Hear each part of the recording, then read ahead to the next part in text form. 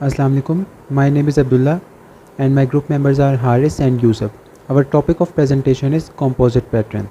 First of all, we will discuss the introduction to design patterns, then overview of structural patterns, understanding the composite pattern, examples of composite pattern and their implementation in Java. Now, what is design pattern? A design pattern is a general repeatable solution to a commonly occurring problem in software design. A design pattern is not a finished design that can be transformed directly into code, but it is a description or template for how to solve a problem that can be used in many different situations. Here we can see the classification of design patterns, that is creational, structural and behavioral. These are differed from each other on the basis of their level of detail, complexity and scale of applicability to the entire system being designed. Creational patterns are about creation of objects, whereas structural patterns concerns about composition of classes and objects, and behavioral patterns identify common communication patterns among objects.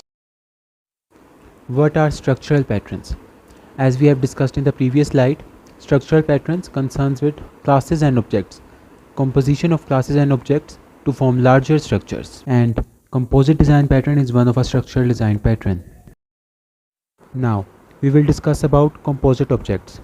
Composite means something that is made up of several things, and composite objects, those objects that contain other objects, are called composite objects. For example, in a graphic application, a drawing may be composed of graphic primitives such as lines, circles, rectangles, text, and so on. Menus and directories are also examples of composite objects, because menus that contain menu items, each of which could be a menu, whereas directories that contain files, each of which could be a directory.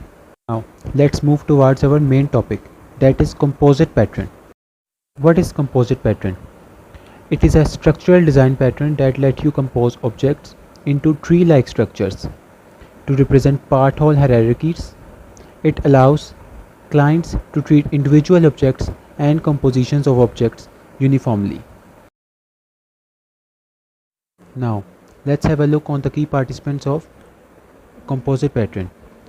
Number 1 is component, second is leaf, third is composite, and the last one is client. What is component? A component declares the interface for objects in the composition and for accessing and managing its child components. This is like a blueprint that tells us what both individual items, that is leaves, and group of items, that is composite, should be able to do. It lists the things they all have in common, whereas leaf defines behavior for primitive objects in the composition. It just represents individual objects that don't have any child components, and their elements implement the operations that are defined by the component interface. If we talk about composite, it stores child components and implements child related operations. In the component interface, this is a class that has child components which can be either leaf elements or other composites. It implements the methods which are declared in the component interface, often by delegating the operations to its child components. The last component of composite pattern is client, which manipulates the objects in the composition through the component interface. The client uses the component class interface to interact with objects in the composition structure. If the recipient is a leaf, then the request is handled directly. If the recipient is a composite, then it usually forwards the request to child components, possibly performing additional operations before and after forwarding. Here is the UML diagram of the composite pattern, in which we can see all the components of composite pattern which we have discussed in the previous slides. Let's start with the component interface. It defines a common interface for all objects in the composition. In this case, there is a single method named operation, as you can see in the component class, whereas the inherited classes, that is leaf class and composite class. The leaf class implements the component interface. It represents the end objects of a composition, but leaves do not have any children. It directly performs the operation which is declared in the component class. The composite class also implements the component interface, and it contains a list of child components. As you can see in the composite class, the two child components are add and remove. These methods allow adding and removing child components. First operation method performs its own operation and then performs the operation methods of their children. Now we will discuss some real world examples of the composite pattern to understand its practical applications better. First, we will explore a file system structure. A file system is a classic example of the composite pattern. Both files and directories implement a common interface. The key to this composite pattern is an interface, that is abstract file, that represents both primitives, that is file, and composites, that is directory. The abstract file declares a method, that is ls, which will be implemented by concrete components. The file class implements the abstract file interface. The method, that is ls, can be used to display the name of the file. And the directory class also implements the abstract file interface, but it contains child components which can be either files or other directories. The ls method first outputs the directory name and then calls the ls method on its child component.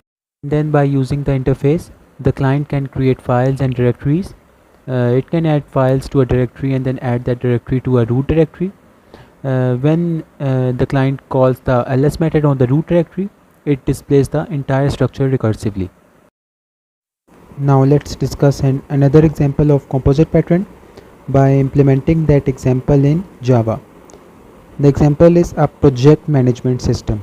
Moving towards implementation in Java, here we can see the task class is a component which is an interface for all tasks, that is simple tasks and task lists. It defines methods such as getTitle, setTitle, and display.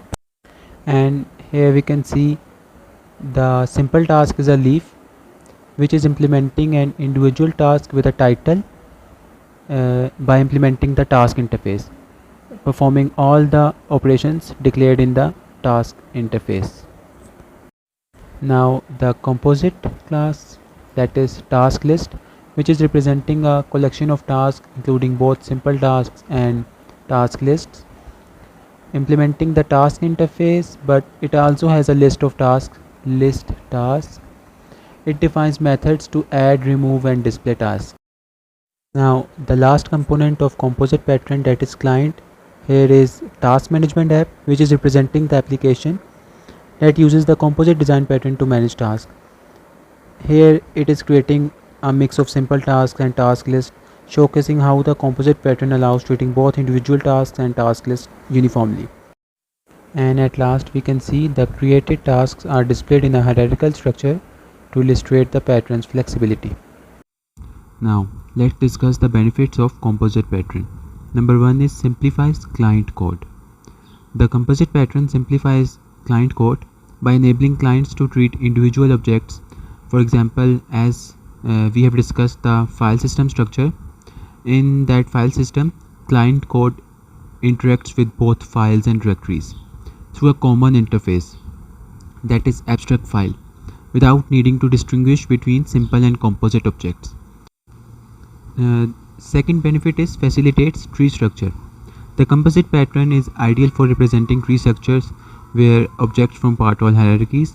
For example, as we have discussed the file system structures, here directories can contain both files and other directories by creating a tree structure.